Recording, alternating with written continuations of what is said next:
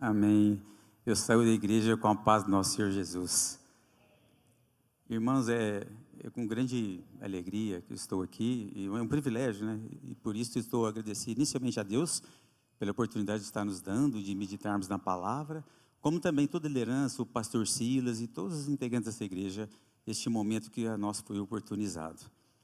Eu, assim que tive esse convite, veio à mente uma questão que tem muito me preocupado, desde quando o Senhor me encontrou, e já faz tempo. Nós começamos a perceber, assistir o tanto que a igreja vem sofrendo os embates, e na verdade o inimigo veio para matar, roubar e destruir, e não é à toa que ele já o faz desde a época da igreja primitiva, e sempre fez. E para isso, Deus, na sua infinito conhecimento, Ele já preparou de antemão os mecanismos, o antídoto pelos quais a igreja deve se precaver e enfrentar esses levantes.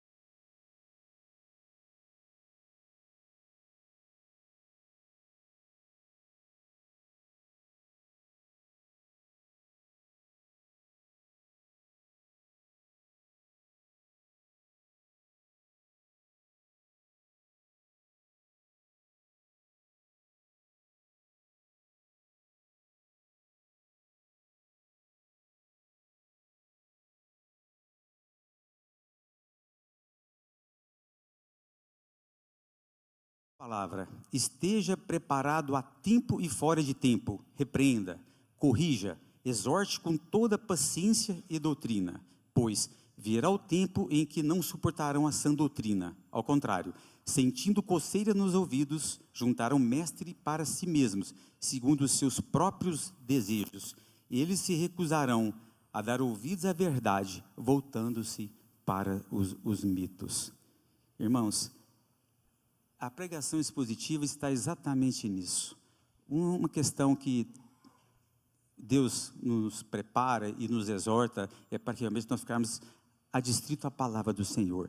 E por isso que a pregação expositiva se traz e se representa um mecanismo fundamental para que a igreja esteja fortalecida contra essas investidas e essas manobras que o inimigo vem levantado contra a igreja.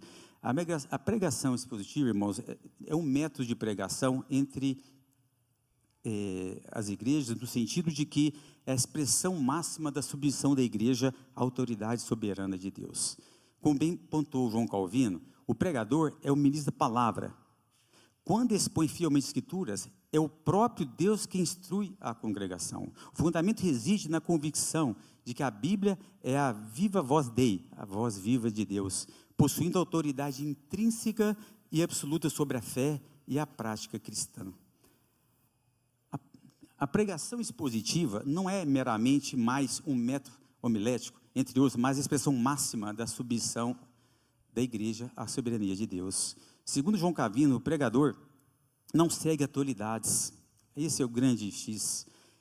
Ele não segue tendências, mas ele segue tão somente a palavra de Deus, com fidelidade que o Espírito Santo já registrou. A pregação é a boca de Deus, falando a seu povo. Esse é um mandato bíblico em 2 Timóteo 4:2, como lemos há pouco. Prega a palavra, insta a todo tempo e fora do tempo. Redargue, repreende, exorta, com toda a unanimidade e doutrina. Portanto, irmãos, o conteúdo do sermão deve ser ditado pelo texto bíblico e não pelas inclinações do pregador e pelas demandas do auditório. Por isso, temos autoridade da pregação expositiva, porque assim quando nós meditamos, expomos a palavra de Deus tal como ela é, nós devemos ter autoridade. Porque a autoridade não está de quem ministra, a autoridade não está no pastor, no missionário, e sim na palavra tal como ela é. Reside na sua natureza exegética, e é por isso que devemos ficarmos adstritos literalmente do que a palavra diz. Ela busca extrair do texto o seu sentido original, é a exegese na interpretação bíblica, para aplicá-la ao contexto contemporâneo, garantindo que a voz ouvida no púlpito seja de fato a voz de Deus, diversamente do que nós temos assistido neste mundo. A voz se levantaram, muitas vezes dizem, nossa, mas a igreja, isso foi escrito há séculos passados, Quem ainda não conhece, mal sabem que são milhares de anos, né? As escrituras reportam mais de 3.000 anos os registros bíblicos. Mas é comum nós escutarmos, mas está ultrapassado, precisamos atualizar, e não se aplica. Nós estamos no século 21, preceitos foram ultrapassados, precisamos atualizar. Essa é a tendência, o que a gente escuta no mundo aí fora, a se apregoar. Mas esqueceram do que Jesus disse em Mateus 24:35, que a sua palavra é eterna, ela é atemporal. Os céus passarão, mas minhas palavras jamais passarão. E me recordo, irmãos, quando o Senhor me encontrou, é uma dualidade muito complexa. Eu, na minha profissão secular, como advogado, a gente fica muito distrito em fatos, em leis, e a gente pensa, poxa, eu era criança, como ainda sou, na fé, no aprendizado das coisas de Deus, mas na época eu era totalmente leigo, totalmente, verdadeiro infante. E eu estudando, lendo as palavras, eu ficava sem compreender. Falei, como? Como o apóstolo Paulo, que me impactou muito, no início da era cristã, há 2.000 anos atrás aproximadamente, escrevia passagens, exortava exatamente os problemas que eu estava enfrentando. Falei, como?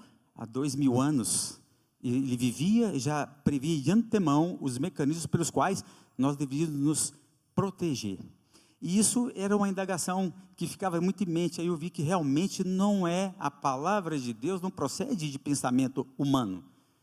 O pensamento humano, irmãos, a gente pode, se nós fizermos uma pequena retrospectiva, nós pegamos muitos filósofos, muitos pensadores, que trazem passagens maravilhosas, mas é fruto de elucubração humana.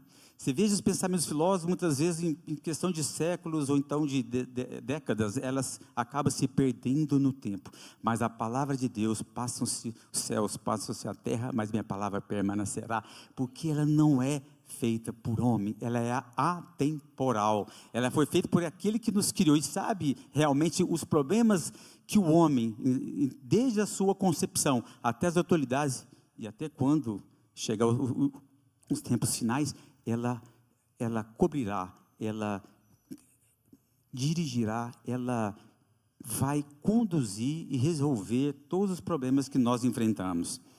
Mas enfrentamos um contraste com o mundo moderno.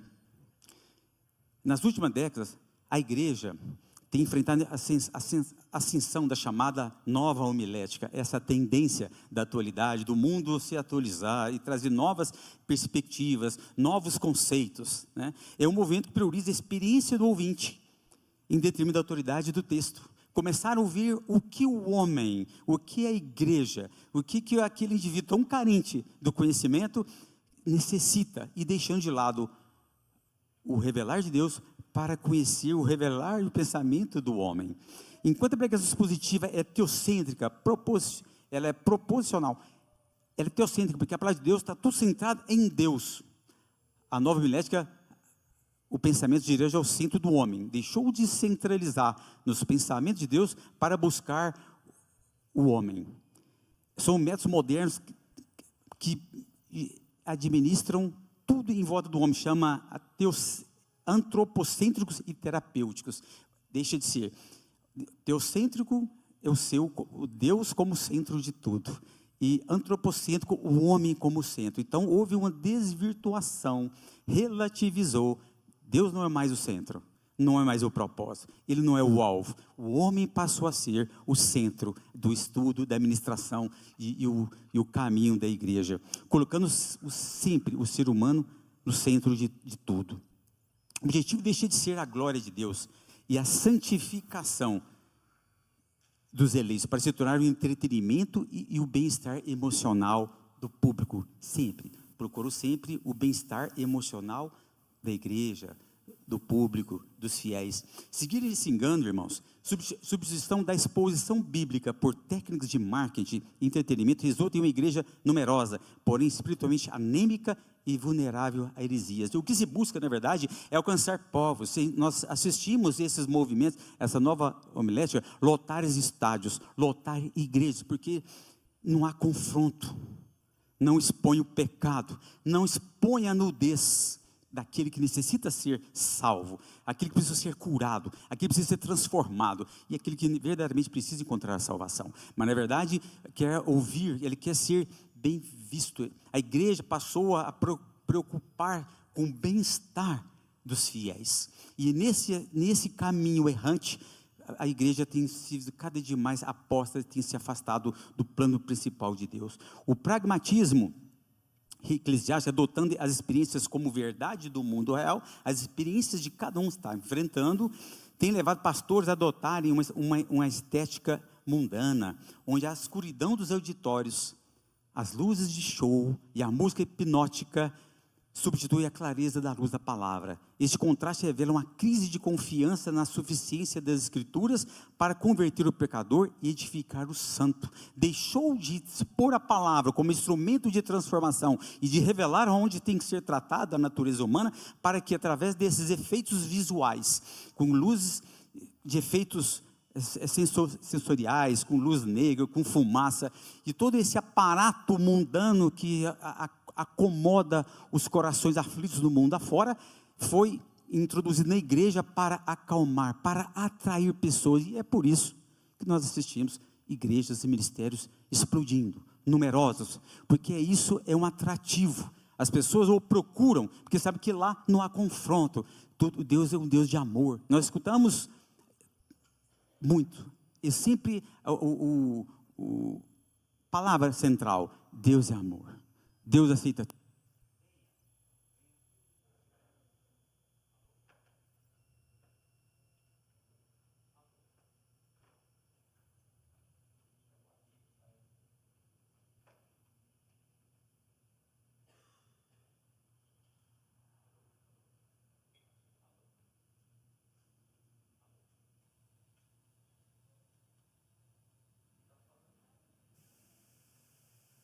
Alô?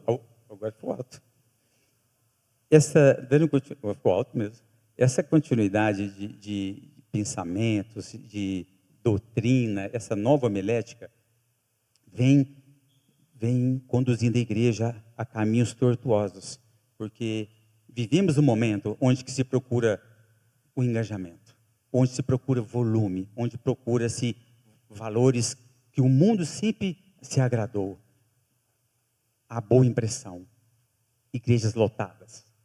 Quando eu converti aqui, eu faço um adendo, eu estive em Belo Horizonte, numa das viagens a trabalho, e eu, num táxi, me perguntava, né, sobre igreja. Eu havia passado na frente de uma igreja e perguntei, e na época eu havia tido um seminário, um curso de final de semana, com o pastor Ivênio dos Santos, que para mim impactou muito, para quem era iniciante na fé. É um erudito, um profundo conhecedor das palavras. Alô, tá bom. Um profundo conhecedor da palavra, e que me impactou muito. E perguntei, né? A gente vê muito Belo Horizonte, o Jorge Linhares, escritor de livros, enfim, são vários pregadores que são muito conhecidos, mas algo me chamou a atenção. Ali o taxista, na conversa, eu fui perguntar do pastor Ivênio, e ele diz: é uma igreja pequena, não tem 100 membros, mas nos seminários, onde se encontram todos os pastores, é o pastor mais aplaudido, em detrimento daqueles grandes ministérios, do Batista da Lagoinha, que tem milhares, na época tinham quase 30 mil membros. Então, várias igrejas, ministérios que estão, super povoados. E eu vi o contraste, e aquilo me chamou a atenção. Um pastor que a igreja dele não tinha 100 membros, mas quando ele pegava o microfone, falava, toda a liderança, todo o ministério ali, daqueles que participavam daquele seminário, aplaudiam de pé. Por que isso, irmãos? Mostra que a igreja que procura realmente trazer a palavra, ela não é muito aceita, porque produz confronto, ela expõe nossas fraquezas, e muitas vezes a maioria das pessoas não querem ser expostas. Muitas vezes ela quer o Deus, na verdade não querem Deus, ela quer as bênçãos de Deus, ela não quer o Senhor das bênçãos. Esse é o grande dilema que a igreja enfrenta.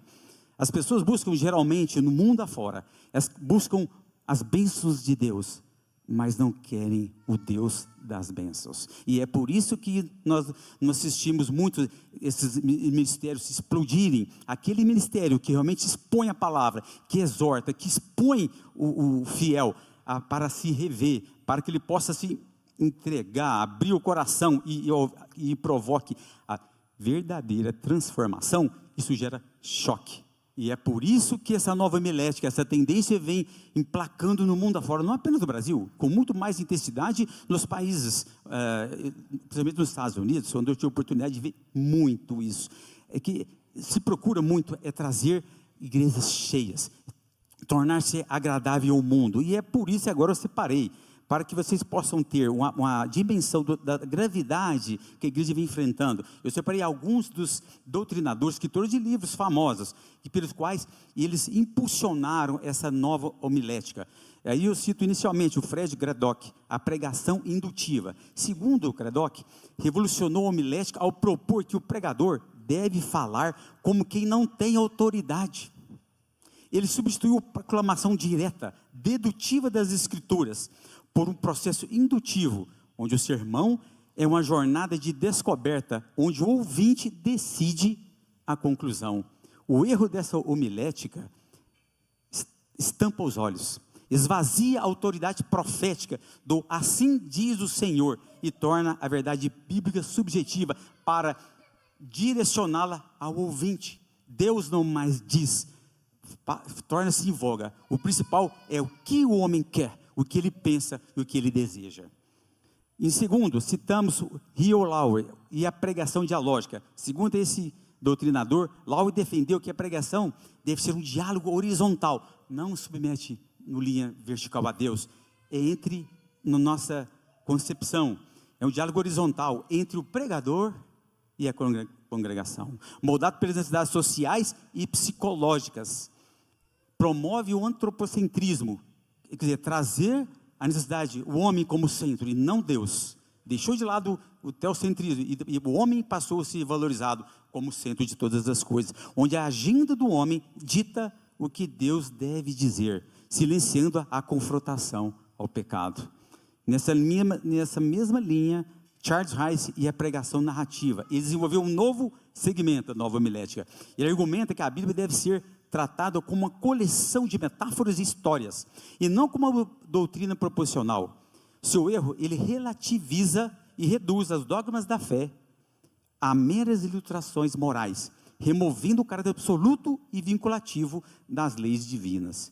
Depois temos Lucy, pode rodar por favor na sequência. Ok. Depois temos Lucy Axon Rose e a pregação conversacional. Rose propôs a igreja da mesa redonda, onde o sermão é uma conversa coletiva, que inclui diversas vozes e estilos de vida. Erra assintosamente, porque novamente introduz o relativismo ao púlpito, onde a opinião da comunidade da roda tem o mesmo peso que a revelação bíblica. Passa-se, deixou de lado o centro de Deus, o teocentrismo, a mensagem revelada de Deus, para ouvir a mensagem, os propósitos e o querer do ouvinte. Deixou-se de lado a necessidade de expor-se à palavra, trazer a palavra para o centro do homem, para que o homem seja o centro da direção da igreja. A vontade do homem passou a dirigir os caminhos da igreja. Esses autores contemporâneos, agora, traziam mais na atualidade, foram cada dia mais se intensificando. E aqui eu separo os mais na atualidade. O Brian McLaren, ele diz, na sua doutrina, ele promove a ortodoxia generosa, que nega a clareza bíblica. Olha onde estamos chegando. Já nega, já não aceita a clareza da Bíblia sobre o pecado e a exclusividade de Cristo, tornando a fé fluida e incerta. E com isso é o que ele conseguiu fazer engajamento, ao ponto que ele começou a dizer que a Bíblia, a certeza e a exigibilidade bíblica já não se faz tão imperativa. Foi em confronto o anseio daqueles que não querem verdadeiramente ser transformados, vem em confronto com grande parte da população que verdadeiramente não querem haver cura, eles querem seguir no pecado do seu erro, o que eles querem mesmo, e que haja uma manifestação sobrenatural para que atenue as suas dores, para que ele continue no seu erro. Depois vem Rob Bell, ele diz: através do universalismo, nega a doutrina do inferno e do julgamento eterno, apresentando o evangelho sem justiça divina. Richard Rohr, ele segue também com a mesma ideologia. Ele substitui o evangelho pela teologia da libertação radical, priorizando a luta racial e política sobre a redenção espiritual em Cristo. Utilizou, sim, o evangelho como maneira de implementar uma ideologia de valores humanos. Nadia Bolz-Weber é a expoente da teologia queer. Utiliza o púlpito para validar práticas que a Bíblia condena explicitamente, muito mais sério, sob o pretexto de inclusividade. Ela permite, relativiza os dogmas, os absolutos de Deus, para que possa introduzir no seio da igreja o pecado. Padrões de comportamento que a igreja, que a Bíblia manifestamente censura, ela neutraliza, relativiza, para que ela possa ser uma igreja inclusiva, e com isso trazer segmentos, pessoas que não se abdicam do pecado, mas que nesta nova teologia possa ter uma aceitação, e com isso eles possam seguir com esse propósito enganoso, de forma que jamais poderão ter acesso à luz e muito menos à salvação. Aí, entrando agora no Brasil, eu fiz uma pequena abordagem, eu peguei o Ed René Kivitz, da Igreja Batista Água Branca. Ele começou sendo influenciado com esses doutrinadores, apresentando mensagens que seguem forte linha indutiva e reflexiva. Começou a trazer a indução, desde a dedução da Bíblia, que ela é clara e objetiva, começou a aceitar essa nova bioética, para que seus fiéis obtenham, através da indução reflexiva, os seus valores, o seu querer.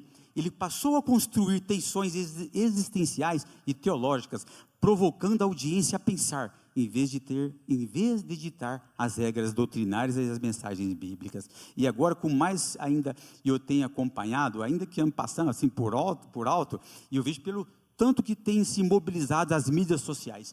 Eu vejo o Thiago Brunet e o David Leonardo.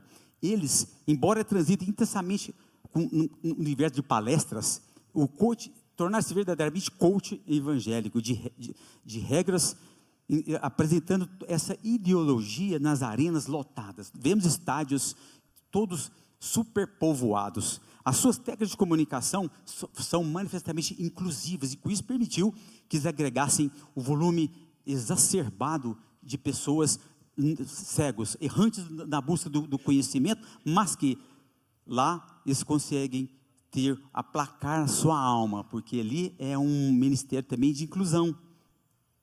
Eles usaram essa técnica de inclusão, são técnicas de marketing para ouvir a pessoa, tirando o foco das verdades bíblicas, para focar na vida dos ouvintes. Estes alvos, o público, se torna o centro da ministração. Eles olham tão somente, a ministração está direcionada tão somente para os anseios e os sofrimentos de cada um, os desejos daquela multidão de pessoas perdidas. Suas técnicas foram e focam os problemas do ouvinte, a depressão, a ansiedade, escassez, e não na exegese bíblica. Ele quer e busca consolar os ouvintes, motivando a mudança. Você pode, você consegue, tudo é motivacional, tudo é ser agradável, a tudo e a todos, não há confronto. Não expõe o ouvinte à luz da palavra, oculta a cruz, a verdadeira conversão, aí que está o X, não expõe, oculta a cruz e permite que aquela multidão de pessoas não tenha acesso à salvação, e muito menos à cruz. E o apóstolo Paulo, em Gálatas 2:20 diz: já não sou eu quem vive, mas Cristo vive em mim. Em 2 Coríntios 5:17, as coisas velhas já passaram, eis que tudo se fez novo. Esqueceram de que o homem, a partir do momento que Deus o encontrou, ele não via a identidade do passado. Ele fez nova criatura. A verdadeira e genuína conversão está em largar as velhas práticas para viver a novidade em Cristo, como o apóstolo Paulo diz: não sou eu mais que vivo, Cristo vive em mim. No entanto, mas a nova homilética que o David Leonardo prega, esses grandes gurus da modernidade, não olha esse lado, o velho homem, não abandona, ao contrário, eles enaltecem o velho homem e continua agraciando o ego desses pecadores. E é isso que faz a inclusão, isso que faz eles lotarem, porque todos que o buscam continuam sendo aclamados, e o que é pior, encontra no seio da igreja alguém que pode dizer: você está correto, você pode, você consegue, mas jamais conseguirão, porque eles não são expostos à verdade. Essas práticas afastam o teocentrismo de Deus, afasta os fiéis a chegarem a Deus, porque Deus é o centro de tudo, e a identidade do homem deve se amoldar a Jesus, negar a si mesmo para se chegar a Deus, e para que ocorra a transformação. Não provoca o arrependimento, o X da questão, eles não permitem o arrependimento, não provocam, não induzem arrependimento, e portanto não conduz a uma verdadeira conversão. Essa nova homilética, o homem, suas dores, suas finanças, seus traumas se tornam o centro. A Bíblia se torna um manual de autoajuda e um livro de estratégias para o sucesso, e por isso que lota. A Bíblia literalmente virou um manual de autoajuda. Deus figura como facilitador de conquistas, um terapeuta encarregado de curar as frustrações do ouvinte. Essa doutrina, irmãos, afasta os ouvintes dos princípios. E conhecereis a verdade, e a verdade vos libertará. Tornam-se fracos na fé e padecem, porque não conhecem a palavra nem o poder de Deus. Essa doutrina não expõe as verdades de Deus e a necessidade de arrependimento, tudo porque buscam, na verdade, a aceitação do ouvinte, e assim consegue lotar seus estádios e as igrejas. E as redes sociais, suas mídias, são aos milhões desses seguidores. São cegos errantes, sem um caminho, sem um norte. Não há cura. A mensagem da cruz e do sacrifício de Jesus perde o sentido, gerando o evangelho acéfalo, evangelho sem cruz. Essas técnicas da nova homilética selecionaram um sermão. Eles citam sofrimentos de Jó, eles citam cartas de Paulo, os livros de Lamentações, em clímax de vitória, destino e superação, utilizando-o como autêntico livro de autoajuda. Mas quando a vitória e a superação não se cumprem, porque não houve confronto do velho homem, porque em não havendo conforto do velho homem, não houve transformação, não houve cura. E assim acontecendo, não houve arrependimento, e portanto, não havendo cura, o ouvinte entra em crise, se culpando por sua falta de força, ou de que as chaves espirituais propagadas pelos gurus da prosperidade e da autoajuda não se prevaleceram. E agora voltamos.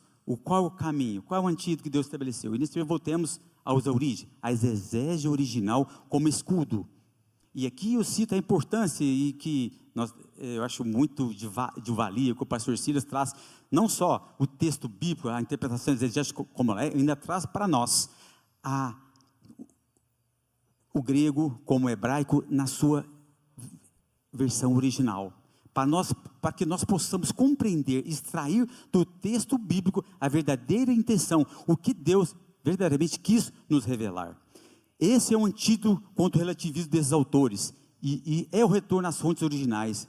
A exatidão do hebraico, irmãos, não permite ambiguidades da teologia moderna, porque ela é assim, como Jesus diz, sim, sim, não, não. Não permite ambiguidades, não permite relativismo. E aqui voltemos, eu peguei apenas algumas passagens da transcrição do hebraico e do grego. Ata, pecado, que no hebraico significa errar o alvo.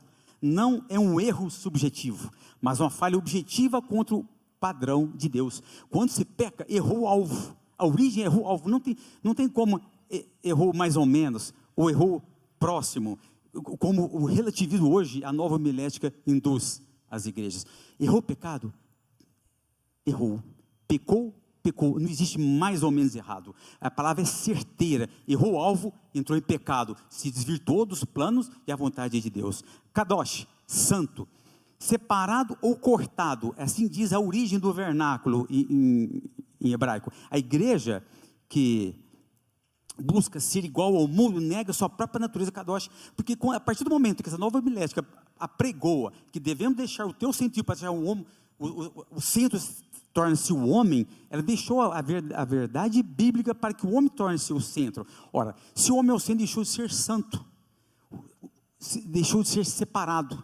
E se a igreja deixou de ser separada, ela não está à luz de Deus, aos caminhos de Deus, e muito menos ao acesso aos caminhos da salvação.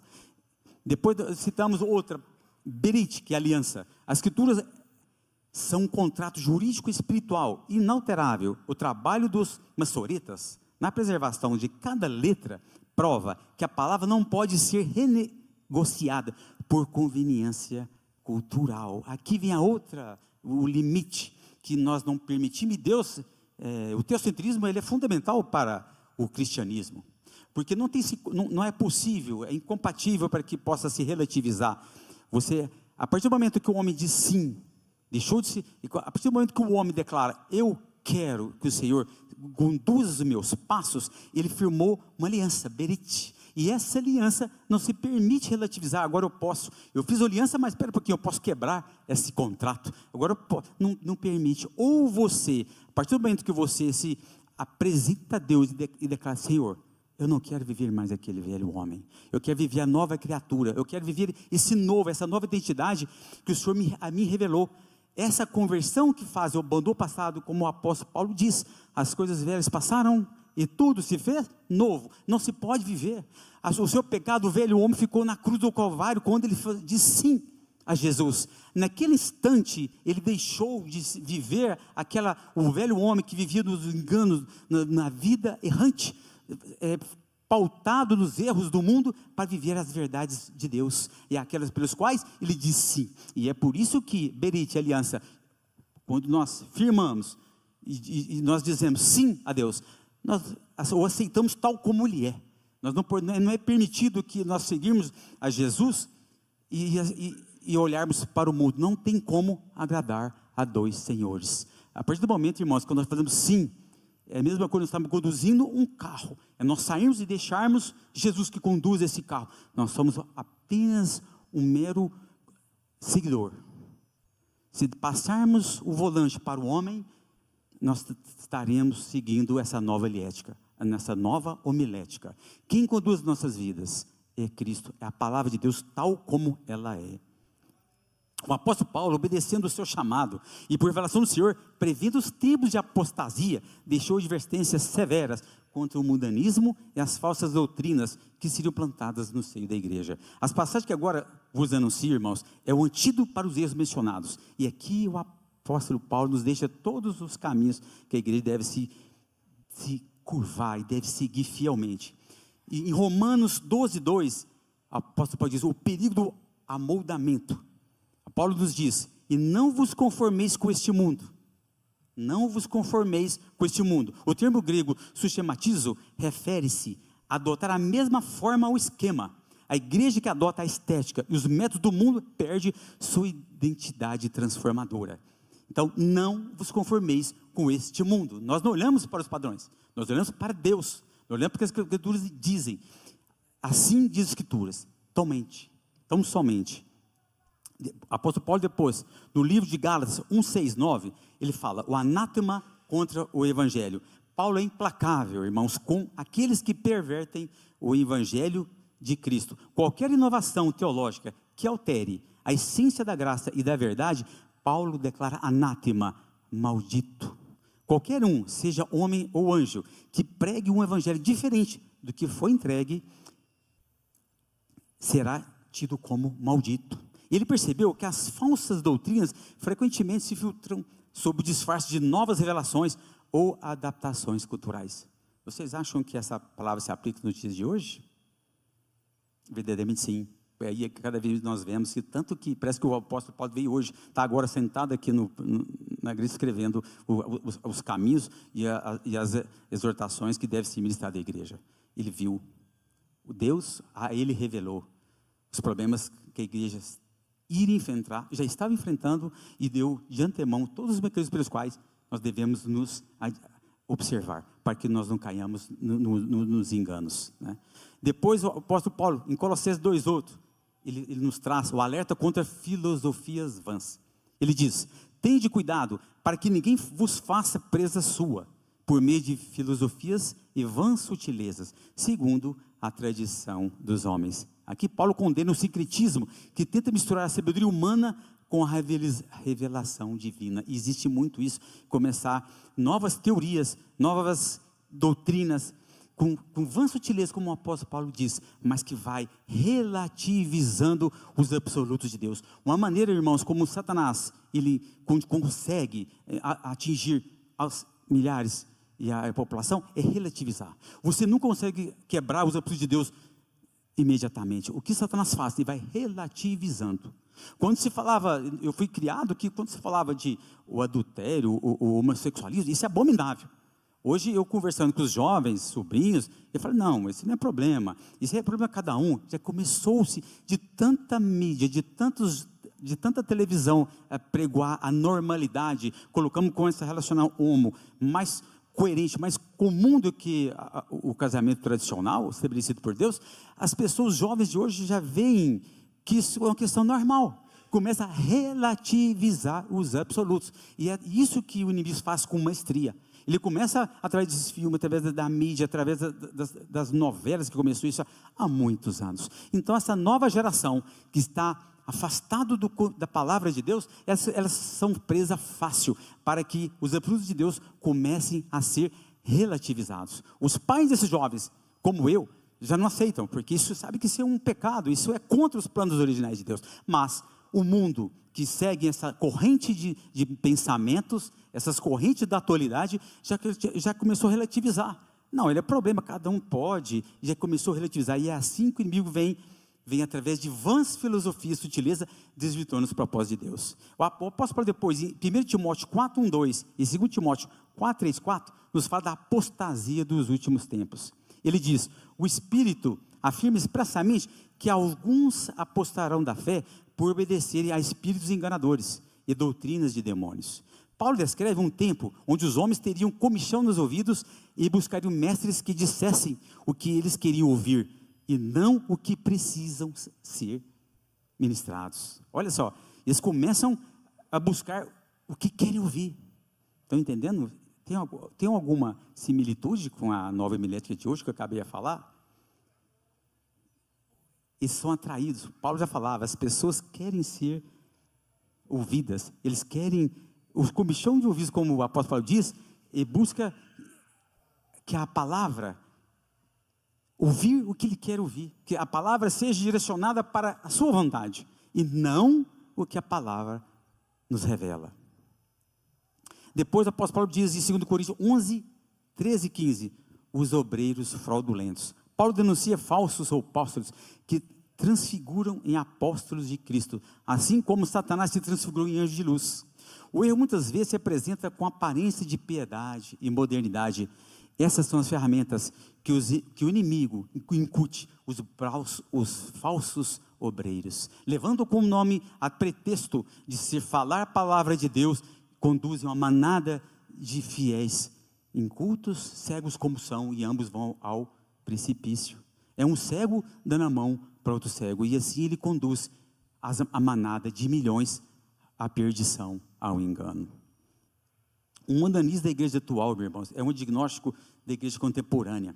Isso já está impregnado na igreja. Não como todo, graças ao bom Deus, mas muitos desses ministérios que foram inflamados, que eles foram enganados e se deixaram ser influenciados, eles começaram a macular a igreja.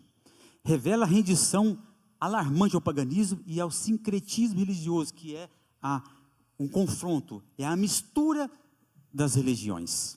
Práticas como sal grosso, lançaram terça do milagre, quarta da libertação, quinta do desencapetamento, cura profética, culto da água ungida, culto da rosa ungida, culto do lenço ungido, e toda a estratégia para encher a igreja. Aqui ainda poderia falar inúmeras, virou várias estratégias mundanas para atrair e lotar os seus templos. Ao invés de buscar a verdade, e conheceis a palavra, e a palavra vos libertará, não, deslocam para que, vamos direcionar agora esse sincretismo religioso, para que através de um lenço ungido, um sal, um culto especial, atraiam as pessoas. Não se expõe à palavra, expõe, na verdade, é um mecanismo para alcançar bênção. A bênção não está mais em que o crente fiel expor o seu coração, expor a sua nudez, para que o evangelho, a palavra, o corrija, e que permite a transformação e conseguir a salvação. Ao contrário, direcionam para quê? Através de um lenço ungido, um sal grosso, um amuleto, ele possa atenuar as suas dores e o seu sofrimento. O IBGE, irmãos, e as estatísticas demonstram que a igreja evangélica está crescendo. Mas em que formato? Somos mais de 50 milhões, mas devemos pensar, que igreja é essa? São evidências de um povo que, como advertido em Mateus 22, 29, errou por não conhecer as Escrituras, nem o poder de Deus. A falta de alimento sólido produziu uma geração de crentes anêmicos, vulneráveis a qualquer vento de doutrina. Por desprover, por ocultar dos fiéis a palavra de Deus, permitiu que eles fossem presa fácil a esses enganos, essas heresias doutrinárias. O mundanismo não se manifesta apenas em comportamentos morais, mas na própria estrutura do culto. A introdução de estéticas como igreja preta, ambiente escuro, luzes de neon, fumaça, visa criar uma experiência sensorial que substitui a convicção do Espírito Santo produzido pela palavra. Olha, a palavra, ela por si só, ela não precisa de manifestações espetaculosas para atingir o fiel. Ela por si só, ela atinge e provoca a transformação, ela nos revela, ela nos expõe. Mas a igreja que se afastou da palavra, ela necessita desses subterfúgios, dessas manifestações espetaculosas, para criar esse clima atrativo, para que ele consiga, esses fiéis que estão sedentos por transformação, mas em minutos eles conseguem acalmar a aflição que aflige a sua alma. Mas tudo através de estratégicos que verdadeiramente não atingem e não alcançam o coração do perdido. A Bíblia associa Deus à luz, irmãos, e à transparência. A escuridão litúrgica pode inadvertidamente simbolizar a confusão espiritual. O veredito de 1 João 2,15 diz, e parece implacável, se alguém ama o mundo, o amor do Pai não está nele. Aqui cerne. Ao invés de trazer o teu sentido para a igreja, levar a palavra, expor ao púlpito a revelação de Deus tal como ela amou o mundo, trouxe o mundo para a igreja, deixou-se de levar Deus para o púlpito, para que trouxe o mundo para a igreja, e usando desses subterfúgios de atração, essas manifestações espetaculosas. O mundanismo é uma tentativa de tornar o evangelho palatável ao homem natural, removendo a ofensa da cruz, porque essa questão palatável, agradável, evitou o confronto, evitou que o homem seja exposto, evitou a cruz, que nós devemos submeter no momento de conversão. Aqui voltamos às origens, ao caminho, como devemos a igreja enfrentar e batalhar e seguir, como o antídoto para vencer essas estratégias que o maligno vem plantando na igreja desde os primórdios, é a pregação expositiva. Para combater esses erros, o pregador deve seguir rigorosos métodos de exposição bíblica, que consistem em 3 pilares fundamentais pelos quais destaco.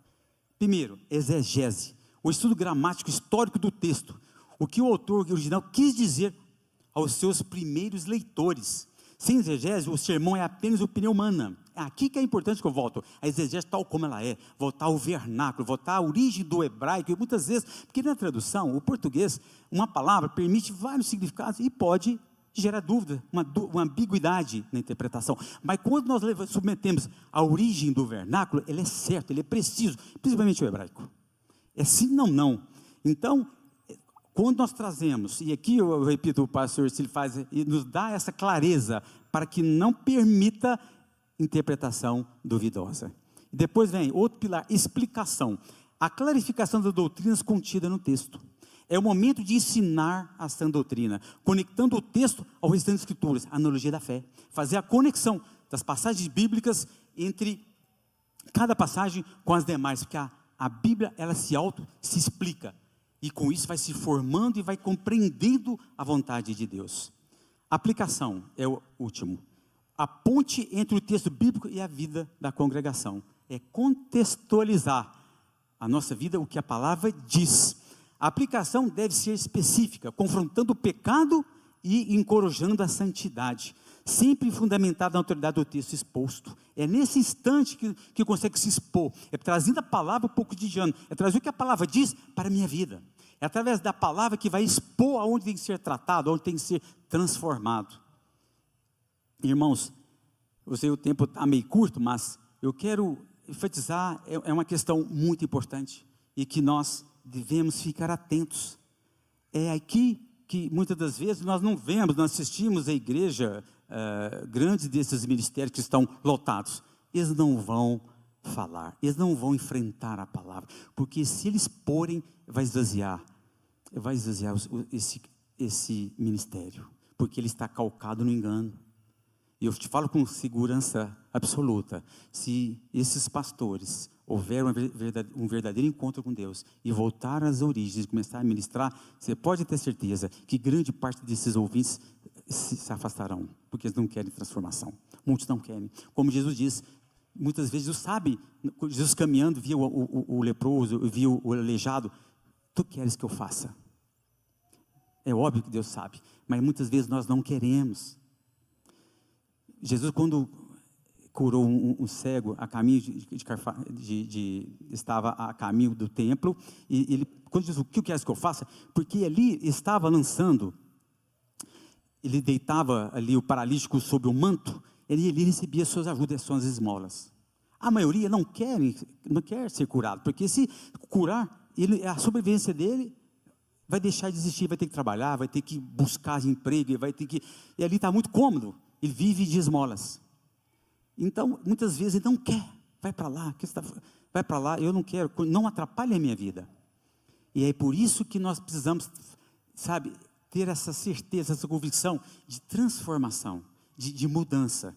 E é isso, irmão, que eu rogo para que a igreja, nós, como membros, como fiéis seguidores da palavra de Deus, que estejamos firmes, e que eu oro para que o Senhor nos fortaleça, que inspire e nos capacite, especialmente a igreja Monte Hebron, como um baluarte da verdade nesses tempos sombrios que a igreja está passando. Capacite cada dirigente, cada pastor, cada ministro da palavra que veio aqui trazer a palavra, para continuar nesse ministério tão importante para a preservação dos propósitos de Deus. O combate ao mundanismo, irmãos, e às falsas doutrinas não é uma opção, mas uma questão de sobrevivência espiritual.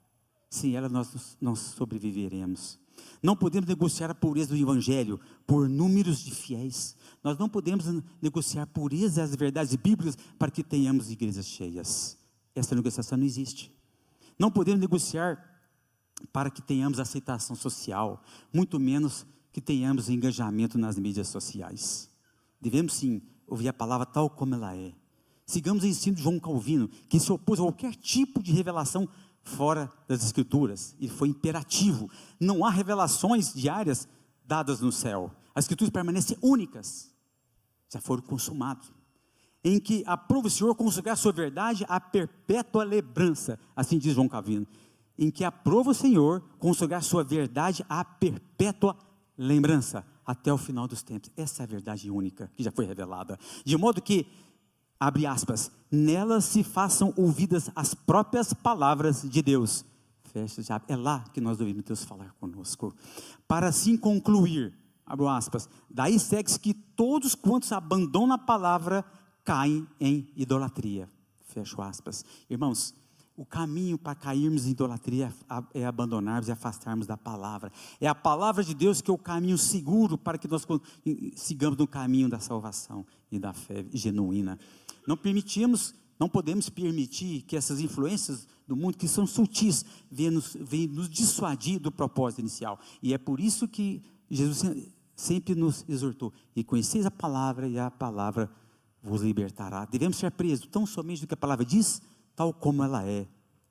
Esse é o caminho, essa é a nossa direção. Que o nosso púlpito seja marcado pela sobriedade, pela reverência e, acima de tudo, pela exposição fiel da palavra de Deus. A reforma continua sendo necessária. Eclésia reformata sempre reformanda. E igreja reformada sempre se reformando segundo a palavra de Deus. Voltando à origem, as Escrituras a nós revelados por seus discípulos. Esse é o caminho, irmãos. E aqui encerro essa administração, meditando novamente a palavra de Deus, que é o nosso porto seguro na condução da nossa fé. Em Efésios 4, 17, 18, o Senhor nos diz: portanto, digo isto e rogo no Senhor, não andeis mais como andam os gentios, na futilidade dos seus pensamentos, tendo o entendimento entenebrecido, estranhos e inimigos da vida e de Deus, pela ignorância que há neles, pela dureza do seu coração. E que essa palavra esteja forjada em nossa mente, em nosso coração, em nossos caminhos. Que Deus abençoe a todos. Amém.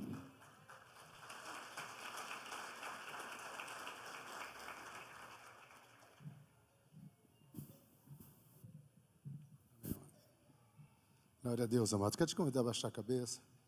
Muito obrigado. Pai querido, que possamos ser uma igreja que sempre tenha uma palavra aos nossos corações, uma igreja centrada na Tua palavra, Senhor. Prepara-nos para vivenciar essas verdades, Senhor, e que a Monte Hebron nunca se desvie para nenhum modismo, em nome do Senhor Jesus Cristo. Amém.